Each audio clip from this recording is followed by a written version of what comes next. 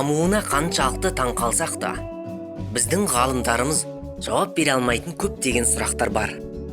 Көптеген адамдар мұны уақыттың мәселесі деп санайды.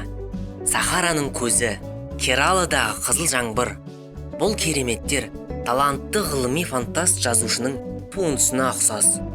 Бірақ бұл қиялдан шыққан зат емес. Бәрі шынымен бар. Және кейбіреуін ғылыми тұрғысынан түсіндіре алса, біреуін түсіндіре алмай отыр. Бүгін біз 5 таңғажайып табиғи құбылыстармен таныстырамыз. Бастамас бұрын каналымызға жазылып лайк басамыз. Жаңа видеомызды жіберіп алмас үшін қоңыраушаны басып қойыңыз.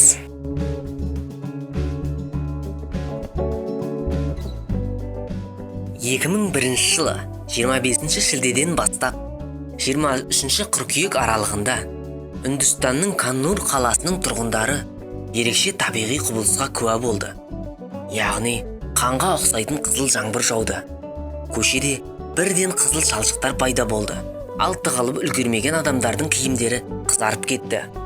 Кейбір ғалымдар жаңбырдың ерекше түсін теңіз балдырларының спораларынан деп түсіндірсе, басқалары бұл табиғат құбылысын ғарыштан пайда болды деп есептеді.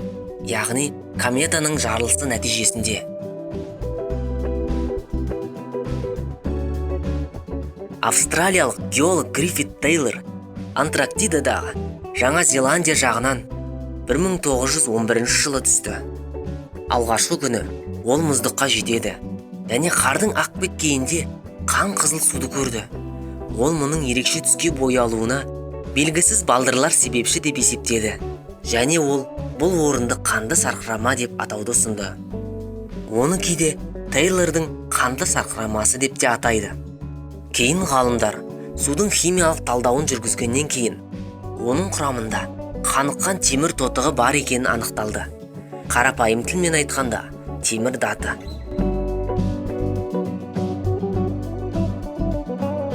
Шөл далада орналасқан ең үлкен сақина ғалымдардың зерттеуі бойынша 600 миллион жыл бұрын пайда болған. Бұл сақинаның қайдан пайда болғаны туралы ғалымдар арасында әлі күнге дейін таластар бар. Біреулер метеорит түсуі нәтижесінде десе, екіншілері ежелгі жанартаудың орны деп атайды. Бүгінде бұл екі теорияның ешқайсысы ғылыми тұрғыда дәлелденіп, нақты түсіндірмесін бермеді. Сондықтан мәселе ашық болып саналады.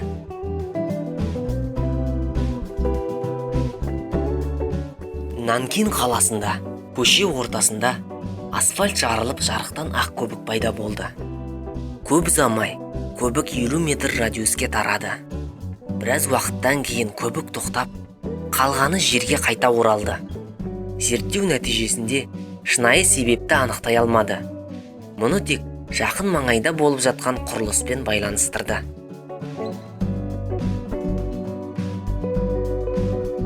Жоқ, бұл фотошоп емес. Мұндай керемет таулар Гансу провинциясында орналасқан, және олар құм мен басқа минералдардың көп мөлшерде жиналуынан пайда болды. Тау жыныстары су мен ауа әсерінен тотыққан. Осылайша біз бұл ерекше түсті тауларды тамашалай аламыз.